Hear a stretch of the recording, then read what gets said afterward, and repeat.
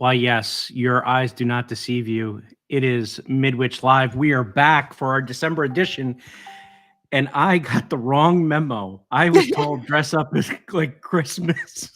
I And don't know again, if you got the wrong memo. It's just that I wasn't paying attention. I didn't see the memo. So you are all that's okay. Christmas and I am not. I mean, I'm Christmas down to the cup today. I'm ready for this. It's been a while. We haven't been around. What have you been up to, Jenny? Because Midwich Live has been kind of disconnected for a little bit, but we are back. It At least for this has. one. Like we had major show season in the UK. It just felt like we were going from one event to another, back to back, nonstop. So yeah, and that's definitely just the build up, right? We had the postponement of ISE and naturally a whole load of smaller events that were postponed as well for the same reasons. And then which has just shoved all of this activity into the back end of the year. And it's not been dissimilar in the US too. So it's you've been jet setting all over the place. Yeah, right. We said it about 2020, we said it about 2021, and here we are again 2022, another year like no other. It's where everything is just so heavily weighted to the back end. And now I haven't even had much time to realize that we're hurtling towards Christmas. So your jumper is a good reminder. But yeah, how exciting. We are headed towards the end of the year. And I don't know about you guys across the pond, but everyone here is sick. Like everyone is catching colds and feeling drained and tired. So, roll on the next sort of few weeks so that we can all take a bit of a break for the holidays. We got to make that last minute push. That's what end of year is all about. And we here in the States are in the same boat. We're making I have one last trip to down to Atlanta to visit friends over at LG Barco and to have a sales meeting. We're going to go take a look at some stuff while we're down there, meet with some partners. And then I am back next Wednesday, and then I am finally ready to get ready for Christmas. If my jumper didn't do it, as you guys like to call it, yes, there's a baby Grogu somewhere on this shirt, and I am not standing up, and you are not making fun of my belly because of that. But yes, I am wearing the worst Christmas jumper I could find. You know what? I'm kind of it's the one time of year where I don't wear black, and I'm sure it's itchy because it's one of those.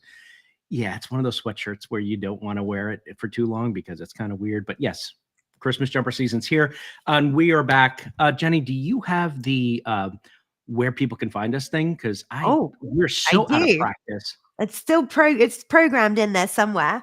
Go for it. We are streaming around the world via Midwich's YouTube, LinkedIn, Facebook, and Twitter. Ask us your questions, comment throughout via the chat function on whichever platform you are joining us on, because we will still see it. If you don't get to watch today's show in full, do not worry. You can watch it back via Midwich's YouTube channel. You just search the Midwich group or Midwich Live. Actually, we've done enough videos now that it does actually deliver the content back out, which is great. And if you don't like our faces, or more specifically Chris's jumper, you can also listen to the show in podcast format via Midwich's sounds. So but I can't be the only one. So if you, my question to the audience that's watching is, if you have a Christmas jumper, take a picture, post it up on the selfie on the website. Let us see what you guys are doing. I would an Elfie.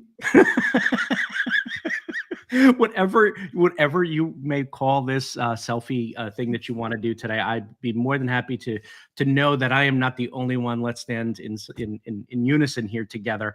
And speaking of that, I mean, we have the World Cup going on. We have a lot of things going on in the world, a lot of interesting things going on in the world. But we're not here to talk about World Cup. We're not here to talk about any other thing, except we have a lot of cool announcements that's going to come later on in the show, because we can kind of give you a little preview or spoiler to what's going to happen in 2023. But today's topic is sustainability in the world of AV, and it's something that's close to Jenny's heart because you've been working on this for quite some time. What is your take? And I want the Jenny Hicks version of what sustainability is. Let's define that first for the audience. Okay. So for me, sustainability is about our, how future-proof we are in every possible way across the industry.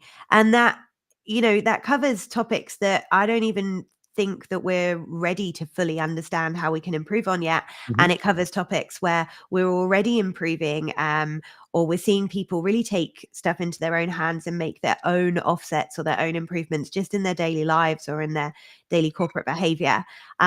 So, in AV though, it's quite an interesting one because we don't naturally lend ourselves to becoming more sustainable that easily. You look at the products and the materials that are used to create them, how energy hungry they are. So that's one part of it, the products. Then we've got the fact that they come from all different parts of the world and they're shipped to all other different parts of the world. And in so many cases, if something goes wrong with one of those products, or it needs to be repaired or it needs a spare, you cross multiple country borders to get it repaired and then again to come back. So you could never turn that product on. And if it was dead on arrival or if it needed, a repair or to be looked at, it could double or even quadruple its carbon footprint in the first, few months of its life. And I think there's just what's so exciting is there's so much room for improvement. And what we wanted to do with this show is it's a topic that is sort of buzzing, right? There's some people that have some really great ideas, and they've started to share them. There's some people that feel very strongly about the topic, so they're particularly vocal. Midwich as a group have implemented a number of different measures, but we're not using this show to talk about that. We were quite keen not to do that. So, and everything that we're doing right now ourselves is what we can do as individuals, regardless of the fact that we work in AV. And I'm sure you'll see on our social channels about planting trees and hedges and so on, and various other different activities all across the globe that we're taking part in. But this show is about the tech and the industry and our market. Yeah. And I don't think, Chris, either of us really felt like we were experts, but we did feel like in the last month, a couple of people had been highlighted to us as doing something, and we listened to those stories and went, yeah, it's not too early for us Yeah. to lend our platform to these two interviews that we've conducted, and show them to people. And I think what they had to say, and both of them were really, really interesting, with some real credible ideas that proper light bulb moments for me of just, I never thought about that. Why don't we do that? These are such simple changes that we can make, and they are specific to audiovisual installations and setups. So quite excited to share those with you. However, we've had quite a lot of drama getting this show on today, haven't we, Chris? So, in my pre-recorded interview, Yep. we had some echo issues with my voice at the other end of our interviewees. So Mhm. I ask you when we play that, please just bear with it, and just tune out to what I'm saying, but goodness, listen to what the guests are saying. We Absolutely. also then had some bandwidth issues, so we lost a chunk of the interview at the end, but I've got some notes, and I will fill in those gaps at the end of that pre-recorded interview. And then, Chris, when you spoke to your special guest, a chainsaw. We're Yes. talking about sustainability, and literally trees are being cut down outside your yard. So that Yeah, it was was a bad interrupting your example of content. sustainability. And unfortunately, I had trees that were banging into my house because in New Jersey in November, October, November, it's hurricane season. So that's when I realized, you know what, I need to pull this tree back just a tad. Unfortunately, timing was I did not expect the guy to come do my tree trim thing the day that I was recording my segment. So I apologize ahead of time. But it's funny because this is almost Chris versus Jenny, select who had the better interview. And even so, when it comes to sustainability, because for us as an industry, yes, we do cross borders and we do, work with technology and how we, recycling and doing all that sort of stuff. That's the meat of it, right? But then there's a side of us that, we do have the good, right? How much carbon do we save by helping people with UC products, right? And getting, to be in 5 places without leaving your home, right?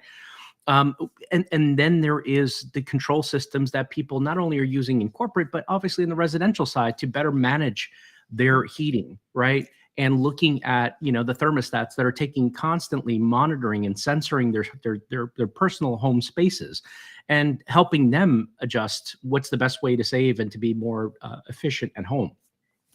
Everything from that to sensors that go off if you leave a garage or window open, and the ability to close that as you're moving away. A buddy of mine has that installed in his garage. He leaves his garage doors open. You know how much cold air is coming into the house, even with you know, that sort of stuff. So we're kind of in that weird balance, because there's a side of us that are like, yes, we've done it, we can help. And then there's another side that like, no, even with digital signage, where we replaced how much paper gets wasted, you know, and we can replace it with an LED screen or a, you know, paper ink or e-ink, which is even more efficient, just to do, you know, the basic stuff and not throw away thousands of paper, and obviously the trees that go into making that. Am I wrong here? Or No, there is that it's weird a balance, never right?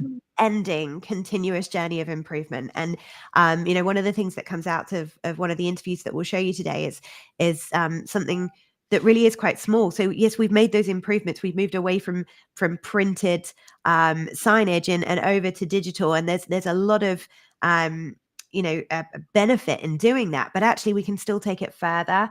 And little things like when you are running LEDs. So we discovered from one of our interviews about the use of too much white in content on LED, and how much more electricity that's going to use, how much more power that requires. And yeah, lots of these sort of light bulb moments of this is really interesting, and these are little things that we can do to make a difference. But we also have to point out that it isn't just let's go plant a tree and go clean up the highway. When we start talking about sustainability, and the definition of the truer definition of sustainability is something that we've kind of explored, is that it's bigger than just let's not litter, let's save energy, and let's be more green and solar power and stuff like that. Those are the immediate ones that come into it. But when we talk about sustainability for companies, it's about hiring practices, retention, you know, how to ensure that what you're doing today is going to stick around for the next 50 plus years and for the next generation. And how can we do that? Yes. And it, you know, bringing the environmental angle into it is super important. Or working with your manufacturers to find better practices of how we can help keep the environment intact, and at the same time working with companies that are on the same almost wavelength, I guess would be the, I'm sounding very hippie-ish and very peace, love, and all that, but you know, kind of get that same feeling that, you know what, we can do better. We can leave. And I think ultimately what I come back to, and the saying I keep, is that we can do a lot of good, but leave it in a better place than the way we found it. Yeah. I think that's ultimately a very, very generic, but very, I guess, to the point version of my version of sustainability, is to leave things better than the way you found it. Yeah, so I mean, this is it, right? And we are headed towards a time, possibly, you know, some regions will have this come into effect sooner than others, and we talk a lot, Chris, about the difference in awareness, I guess, where I live versus where you live, Mhm. and a huge part of that actually has got nothing to do with the people. It's the sheer cost of power in the UK Yes. and Europe at the moment versus the equivalent in the US. So that Mhm. makes it has accelerated the interest in that side of it over here for us. But ESG reporting in general is coming, and this, you know, we are going to expect companies to produce to us a level of insight into their ESG data and their plans for improvement and how they track against those. And we talk so much in this industry about attracting talent, and I think that this is such a perfect way, if we are, you know, all working together towards these common goals of a more sustainable industry and more sustainable practices and products. We become more attractive to that next generation, because this is incredibly important to them. It's Mhm. incredibly important to me, but I think it's very important to them, and we will be judged as businesses, as people, by the next generation, and we're all desperate for talent. You know, we talk about that all the time. So, what better way really than to make sure that we are appealing to them, and finding those common causes. So we went off, we conducted our separate interviews. And the first one that we have to show you is with Florian Rotberg and Stefan Schieker from Invidis Consulting. As I say, there's some echo on my audio in this video, so please bear with it, because some of the ideas that these guys put forward about green signage are just fantastic. And I urge you, I will pop actually in the comments on the chat functions now whilst this video is playing, how to register for the Digital Signage Summit at ISE next year, where these two, that's their conference that they run, where this will be a hot topic, and also where to find the yearbook that's referenced with the articles about the green signage. So hopefully producer Kerry has that first video ready to run. Let's go.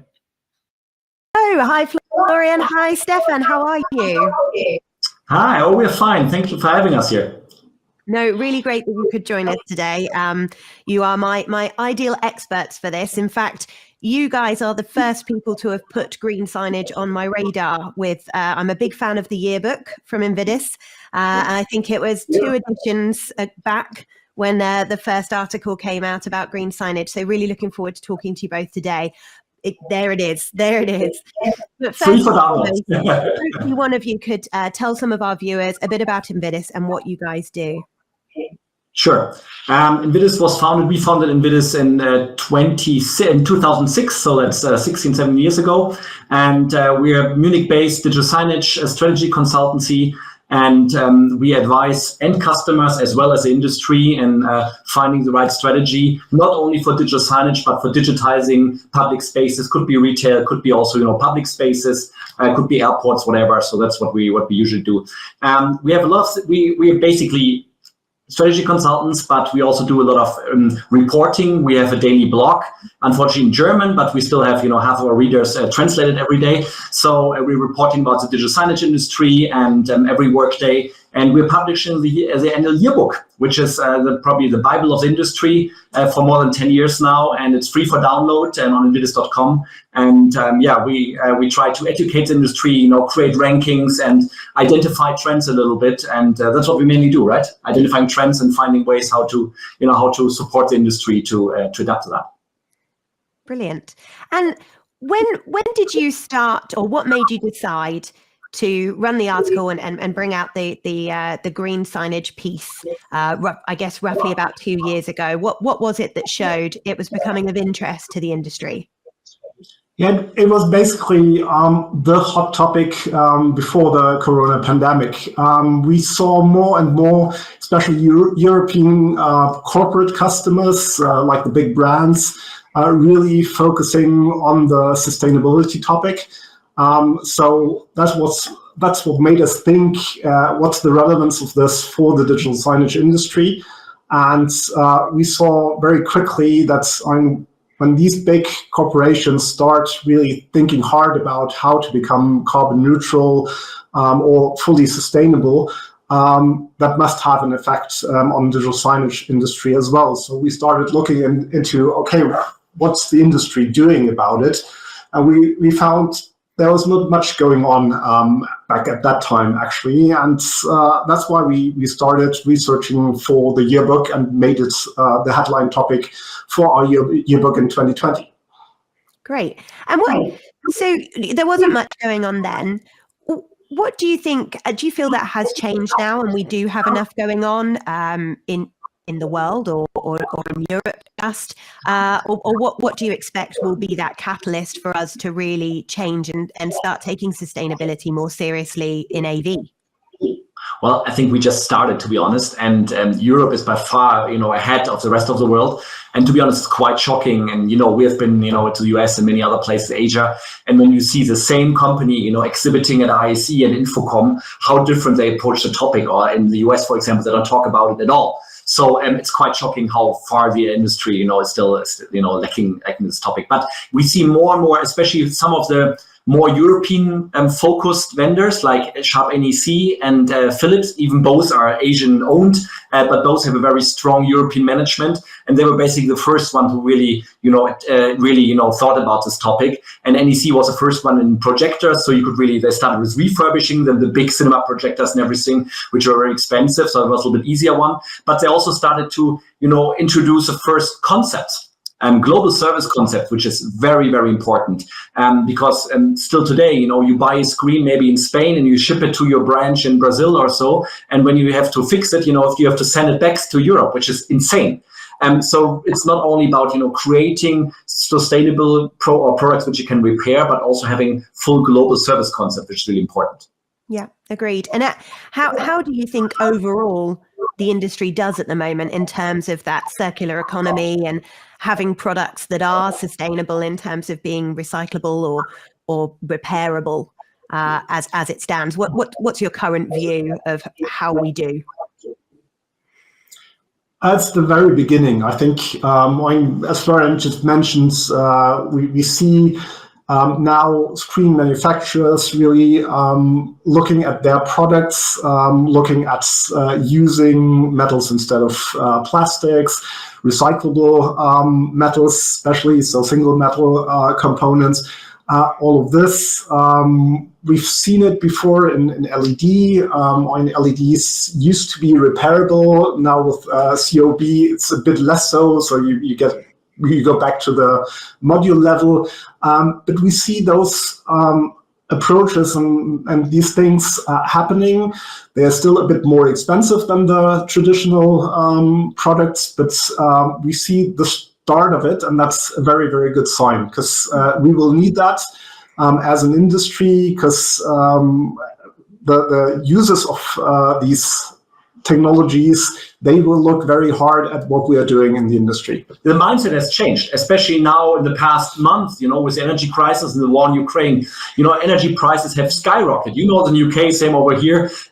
Electricity prices are 10 times as expensive in Europe now than they may be in China or in the US. And that was one of the biggest challenges, because most of the AV products are designed in somewhere in Asia, and they were lacking, the feeling for that energy consumption plays a huge role in that.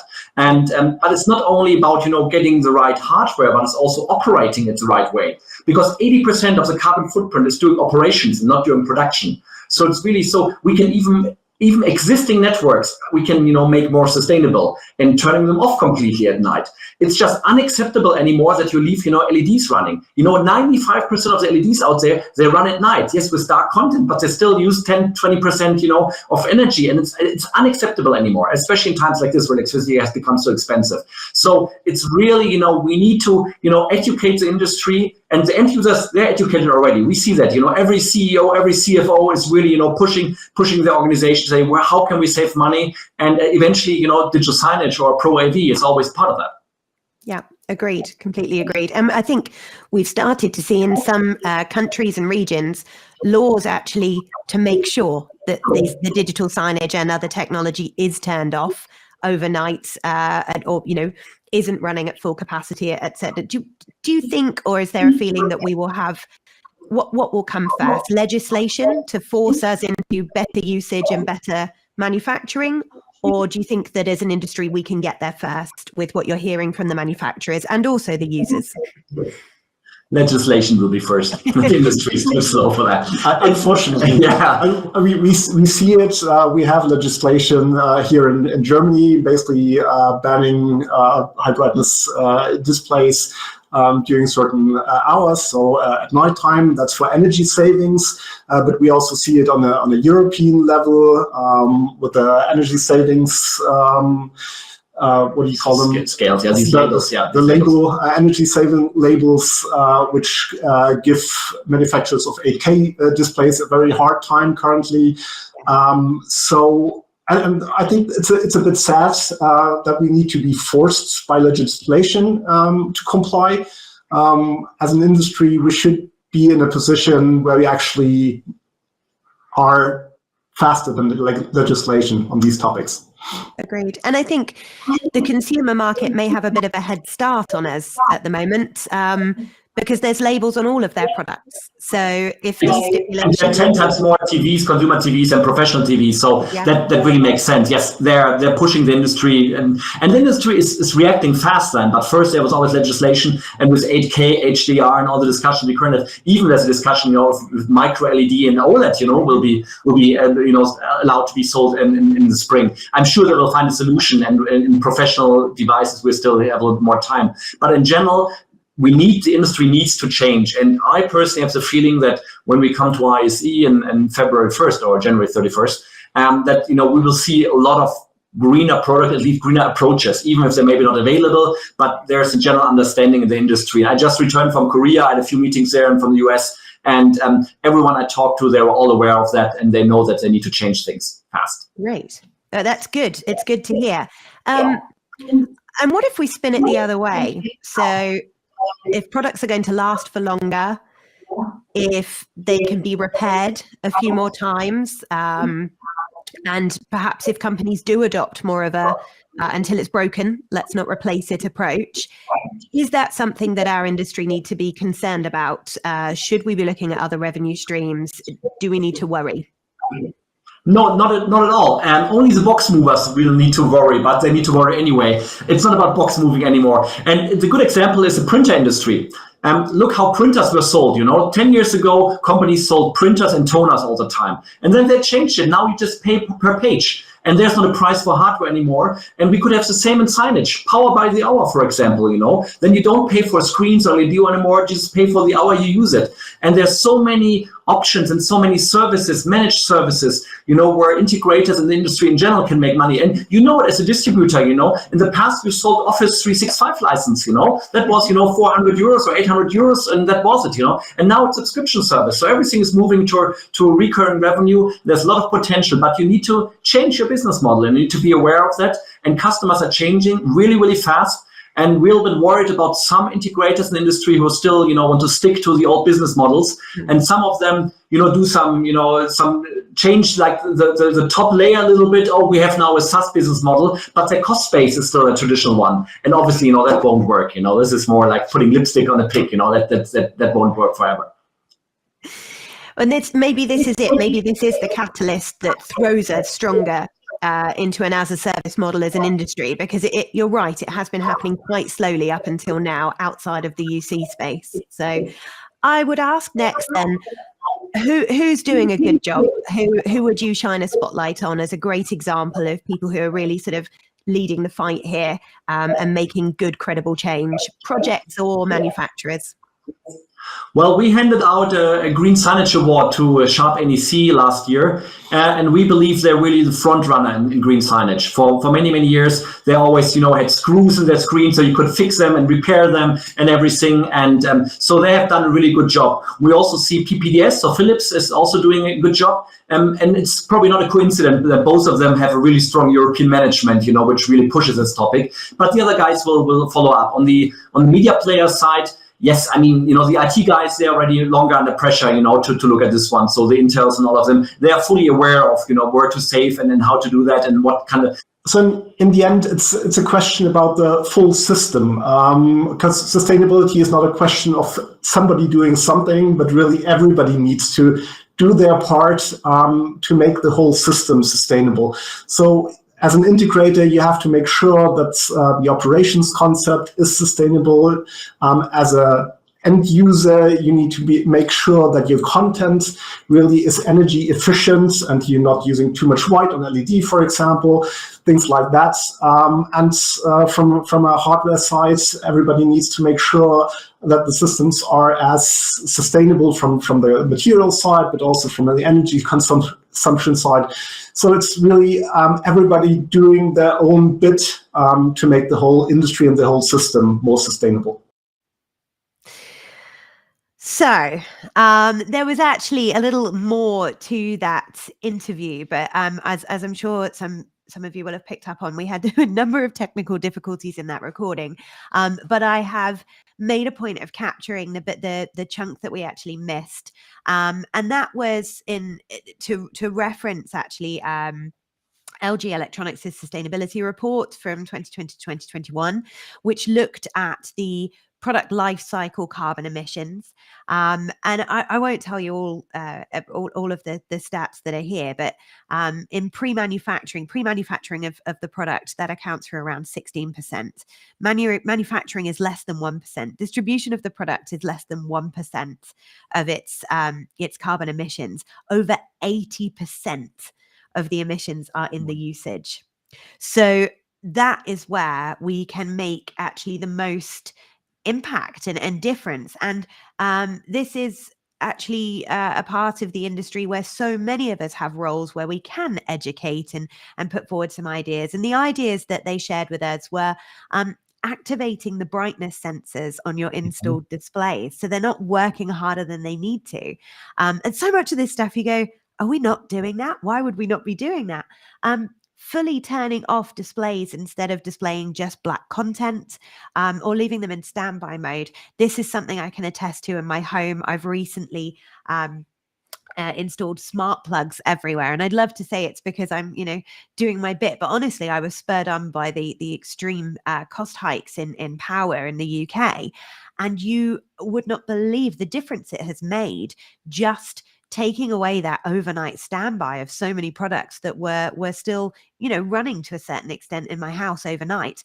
And that final one of optimizing content and using darker colors where possible, particularly on LEDs, reducing the animations if possible on LCDs as well, can make a huge difference. So I urge you, there is so much more to this story from Invidis, and on their website, and I've linked in the URLs for their yearbook, which is titled Green Signage, so you'll be able to see it, available in German or English to download, and also to register for their digital signage summit at ISE next year, which is taking place at the FIRA, so where the show is, so easy enough to attend if you are at the show. But that was really enjoyable, and some real good ideas and insights that I for one am already going to start implementing into my own day-to-day presentations that I deliver, and take some of those ideas into my working day.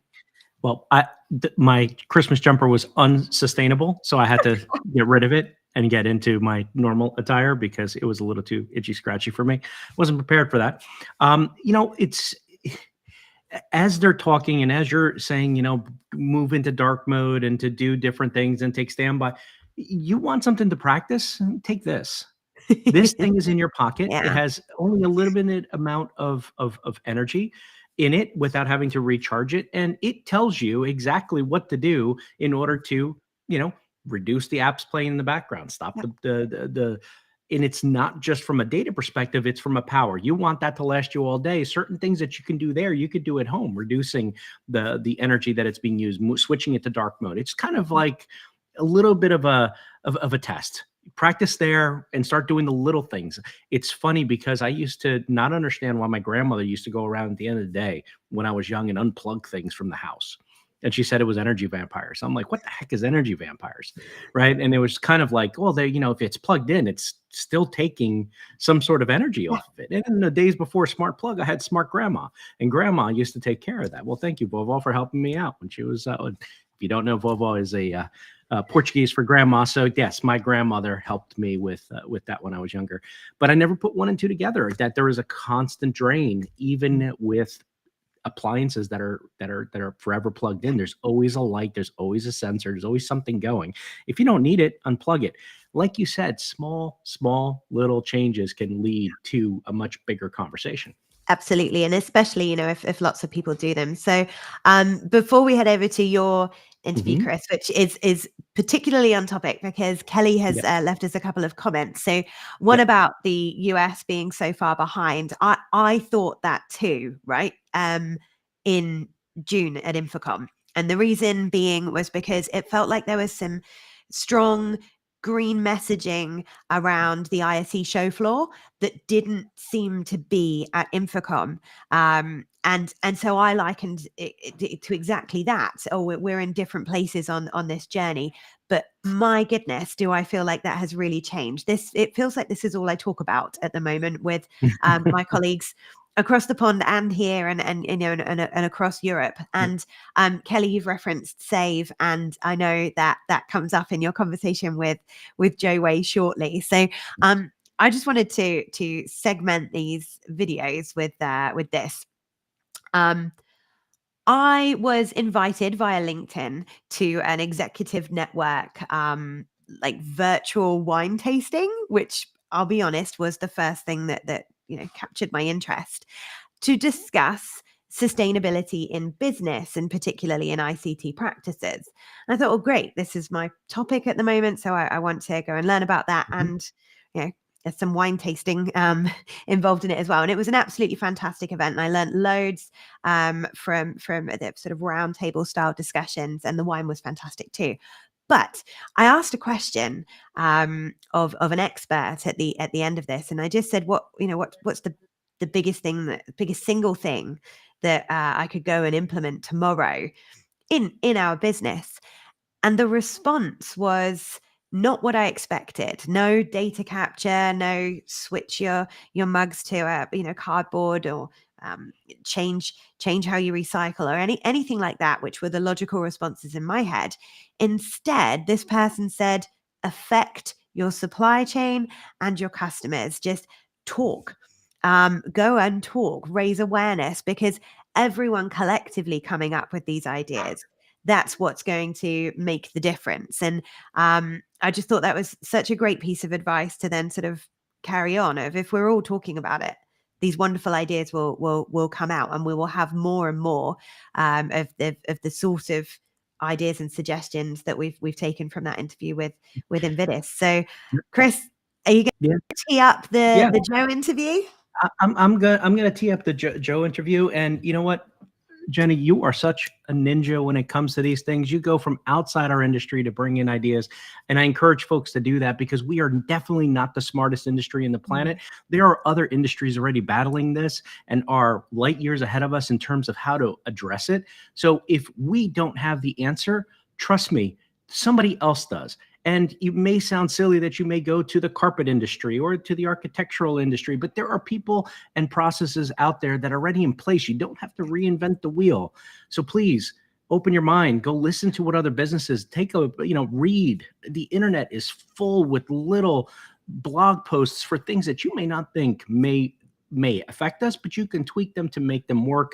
So that's my kind of message to everybody, is please just go to our adjacent industries and see what they're doing. And I 100% agree with the advice from that person. If our customers say, we want this, what are we going to do?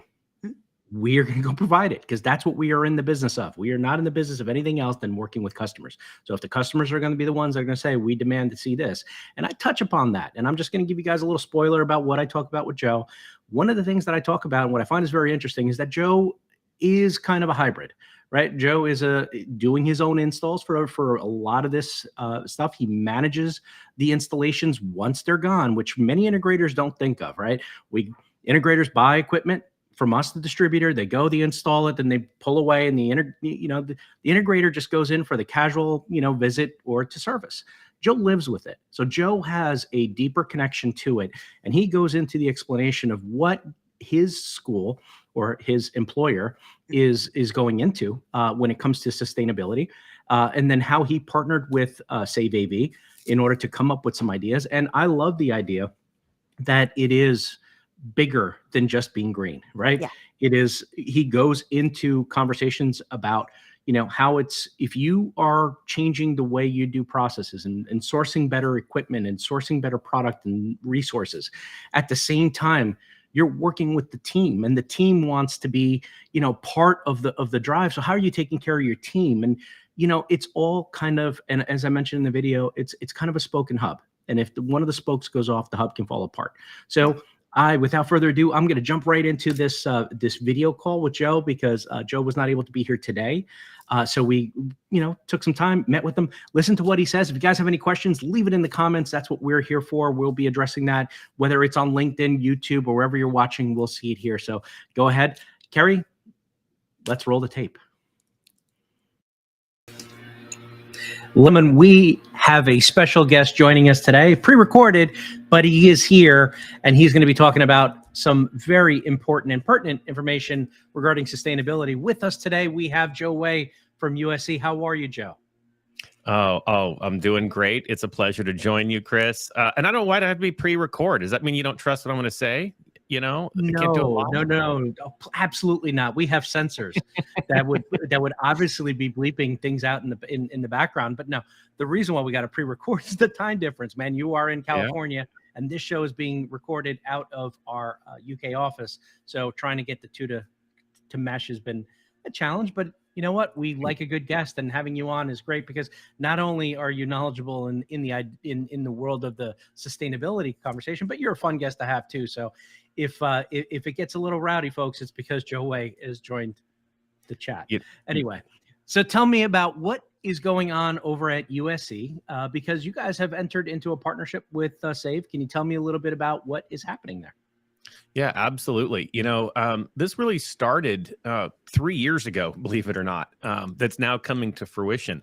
We got a new president when she came into the university. One of the very first things that she did was came up with a sustainability initiative. And she really challenged every department on campus to think about how they can participate.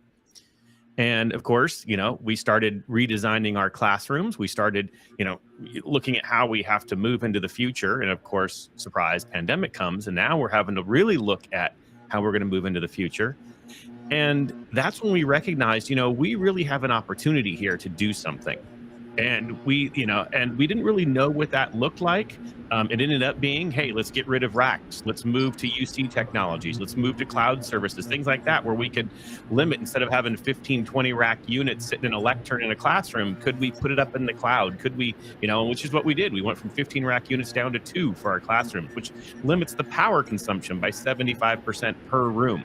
You know, and those were little things that we thought to do. And then we come back to campus, and all of a sudden I'm hearing about this organization called SAVE that, wait, there's actually an AV organization that wants to partner and create, you know, a pretty much a better sustainable AV industry as a whole. And that's when, you know, I reached out to Christina and everybody in the, as part of the org, and said, how can we do this together? It became a natural fit for, you know, for HETMA to join in, and then also as USC. And we said, you know, let's partner. Let's figure out how we can make real change. And part of that included, you know, looking at how we design our spaces, how we install, but also just normal best practices. You know, campuses do things in scale. That's really the big thing, right? So if I'm going to rip 200 rooms worth out of stuff, that's 200 rooms worth of stuff that also goes into, you know, landfills. Can I figure out ways to make that reusable again? What I found interesting in taking a look at the Save AV, for example, is that it's not just, hey, we're going to do adopt a spot, which is something that, for example, is very popular here in New Jersey, where you adopt a portion of the highway and kind of clean it up, keep that, keep pollution out of the highways and stuff like that. It's more than just that. It's a DEI initiative. It is also talking about equal pay and pay gaps and stuff like that. To you, when you started and embarked on this, it was, you know, let's save energy, let's keep the place clean. How has that evolved? Like for you guys as a university, obviously sustainability is a bigger conversation, garbage on our campus. I mean, how did this develop and grow? Yeah, you know, and that's really the kind of the cool thing is when we went through their certified program, we just did this now 2 weeks ago, depending on when people are watching this. Let's say we did mid-November. One thing about SAVE is isn't just about, hey, you know, make things sustainable. It actually aligns with the United Nations 2030 Sustainable Development Goals. And there's 17 goals that reach from poverty to land, you know, water to, you know, economic to gender differences, to education, again, higher ed, you know, all of these different things. And I encourage everyone to go check them out. And as we went through this training together, we recognized how interconnected everything is. Right. And it's not just about, yeah, hey, we're going to utilize this piece of equipment as opposed to this piece of equipment, or we're going to make sure we can, like you said, adopt a something. Now, are we going to adopt a high school and pass our equipment down to? Are those good things to do? Yes, but we actually recognized how many things could be interconnected. How maybe we could do, education programs with the inner cities around here. How we have a Wrigley Institute at USC, which is actually a Marine Institute, Southern California. Could we actually partner with them and figure out how waste in the AV industry is contributing to, ocean pollution, right? And it was all of these kind of connecting the dots that was eye-opening for me. And the coolest part is I had all 12 of my full-time staff under me in this workshop, and just seeing the ideas from my field engineers to my design architects to my support team, and just going, what if we do this? And what if we do this? And can we partner with this? And we could, and I'm sitting here going, this is real change. This isn't just we're going to throw a slogan on or a logo on our website saying we're partnering, but there's real steps we can make to make real change in ways that I never even thought of, like completely never thought of. And then seeing my team get excited about it, that was the best part. And so, yes, I mean, they are the sustainability goals that the United Nations has put out for 2030 that US is far behind on, and hopefully we can have a little bit of an impact in that. Yeah, that's great. I mean, that to me is a more holistic approach to the sustainability, right? So this begs the question. You are an end user. You are an in-house integrator, as you guys refer to yourselves as. But you receive equipment and supplies from the manufacturers. When does that conversation now start creeping into the conversation about the selection of products and the selection of the brands that you're using? When does that, I mean, it's a tough question, and obviously we are a distributor, but does that now start taking shape and manufacturers now getting called to the floor on, hey, tell me about your product, what kind of conversations is this going to lead to as an end user and, an integrator? Yeah, you know what? That is an amazing question. This is one of the conversations that we had about, one, leveraging the power of USC, but also leveraging the power of like an organization like HETMA, and why HETMA has made a partnership with SAVE, because we want to talk about, we do things in scale in hundreds. Now we're talking in scale in thousands and thousands and 10,000s of something, to where we can say, and like, so one of the tangible things we're going to do at USC is we're going to change our documents. If when we say we want to do a proof of concept with something, we can say to a manufacturer, if you want to be considered, you have to be POE. I don't want a wall wart, right? You have to be able to be work managed. So, utilizing managed switches, those things. So I can decide, I can manage the power consumption of a device. How does your design fit so that it's a quarter, half, or full rack, right? There's certain things where, are you just bent metal? Is there waste in your packaging? All of these things. And I can set that in my documents, and I can send it out and go, guess what? I now need to do a proof of concept of a new whatever. And if you want to send it to me and you don't follow those, you don't get to be part of the proof of concept. That's where we can leverage our power to say, maybe manufacturers now should go and go, oh, we need to think about this. And, and now if we take that, not just as USC, and take it away from the Joe Way show, when we move it into HETMA, and HETMA were to adopt those types of practices, now you're going to have manufacturers say, oh yeah, if I want to be competitive in the higher ed market and these hundreds and hundreds of schools that are members, we're going to have to change the way we manufacture. We're going to have to change those. And even looking at distribution. I mean, like if you take a company like Midwich, and Stare, and you go, hey, how can we, every time you're shipping something, if you've got excess packaging and excess that's waste just being shipped around the world, right? And that can help you cut costs by cutting that down, which then passes it on to me as an end user, right? So there's all these little things that once you do them in scale can create an amazing change. Yeah, it's pretty interesting when you start. Like I'm Six Sigma certified. I've been part of Six Sigma projects in the past, and it was not a conversation piece in the world of AV for the most part. It was meant for the manufacturing side of the business. But when you start getting down to the guts of what a Six Sigma project is, it's basically narrowing down the steps into 6, right? But part of that can be sustainability. If you are able to, like you go from A to B, in the shortest distance without having to have, extra paper, extra shipping, shipping twice. How many, hops does a product need to take to get to it? Yeah, you sharpen your pencil.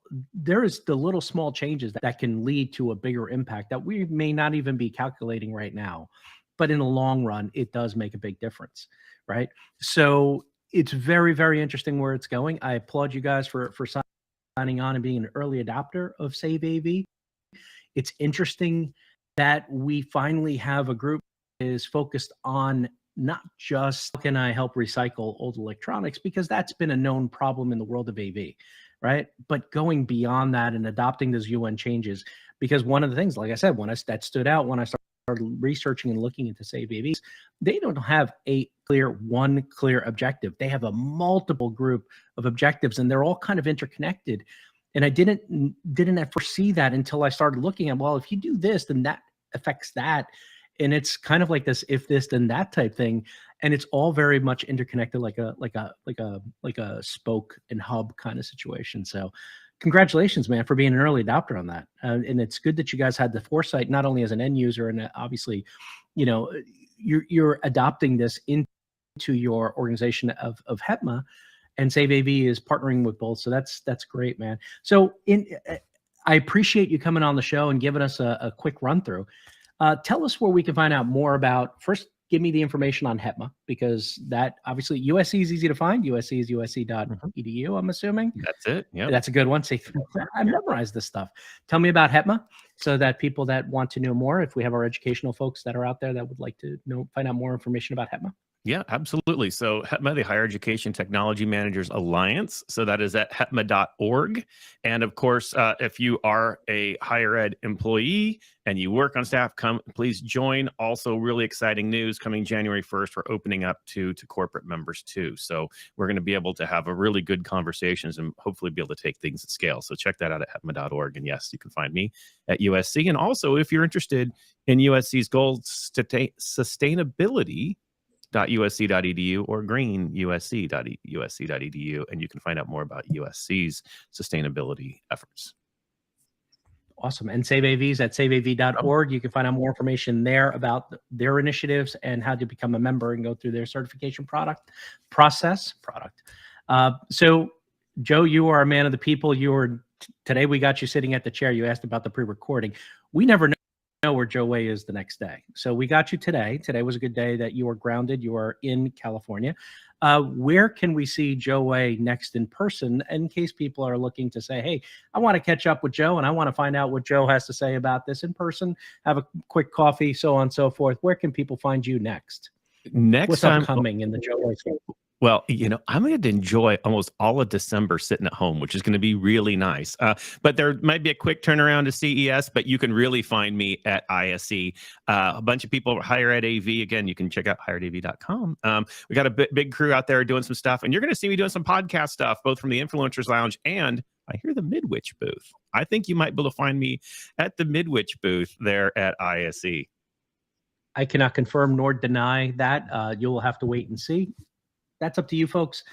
Ladies and gentlemen, this is Joe Way, the indemnable Joe Way, the man, the myth, the legend, the guy who has been all over the U.S., all over the world, talking the good talk and delivering the goods in terms of everything good on the higher ed side of the business. So thank you so much, Joe, for coming by, spending some time with us at Midwich Live. And I'm going to hop back to real time with Jenny in 3, 2, 1 now.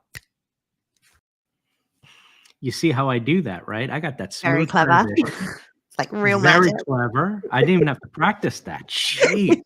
But we cannot go any further without, thanking Joe. Thank you so much, Joe. If Joe's watching live out and traveling amongst the Joe's world, getting some love on the comments as well. So Tim and Kelly and Erin all very pleased to see Joe. Absolutely, because Joe represents HETMA, and when HETMA as an organization get together, they put their brain trust together, and they're representing a lot of universities out there and the impact that they have. And also we have to kind of also give them the credit where credit's due. They are working closely with the next generation of students, right? And they're listening firsthand what is important to that young generation. They are getting that at a very ground level at universities, the universities are what start the buzz. And then obviously, they go into the workforce and they carry those same, values into the workspace. So they're seeing things much differently than we are. If you're looking to get that, what's coming to AV, what's coming into the tech sector, hit up those universities that are working to kind of educate those folks, because they'll tell you what the sentiment is. They'll tell you that people do not want to use building whatever because the lighting is not good or that it's not green. And they are big fans of this type of classroom because it's outside with natural light and they don't have to worry about this sort of stuff. They will go ahead and give you a pretty good focus group based on the generation that's entering the workforce. So pay attention to what the higher ed folks have to say. Brilliant. Now, we're 4 minutes to wrap up. Yes. And I thought we should probably just acknowledge Joe's little nugget at the end there of info that Midwich may or may not have a recording facility on our stand at ISE this year. If that is something that you would be interested in, please reach out to Chris. Those of you that are familiar with Basecamp at Infocom, if that's something that you think would be of interest to you at ISE, we are in planning stages, so please let us know, and we'll be back with more information on that at a later date. So what I really hope that we achieved today was to give some ideas and just prove that this topic is relevant to our industry. I think it's really easy in AV to go, we sell power hungry plastic bonded glass products and we ship them from one end of the world to the other. And, what could we possibly do to make a difference? And fingers crossed, we've, given our platform over to some people who have ideas of what we can do, because we can make a difference, regardless of whether what sort of products we're selling and where they come from. So fingers crossed that's the message that's gotten across. I have a real feeling that we're going to be hearing a lot more on this topic, and I think that it's going to get a lot of focus at ISE. Speaking of ISE, that's the show that we will aim to bring you next in early January. So we are bullying the manufacturers for information so that we can try and bring you some early nuggets of who's got something new and groundbreaking, so you know where to get going straight to on Tuesday morning of the first day of the show. We've got one. I've got one. Okay, that's pretty juicy. That'll make the show, and we're working on some more now. So we'll bring you that ISE special as we did last year in January. And thank you so much for joining us, Chris. Are you going to sign us out? Yeah. First of all, I'm glad we have this episode. It was kind of a tear the Band-Aid off kind of thing, because once you said we wanted to talk about sustainability, how sustainable are we, right? Everybody as an organization should be looking at themselves inward and saying, are we truly doing our best? Are we putting our best foot forward?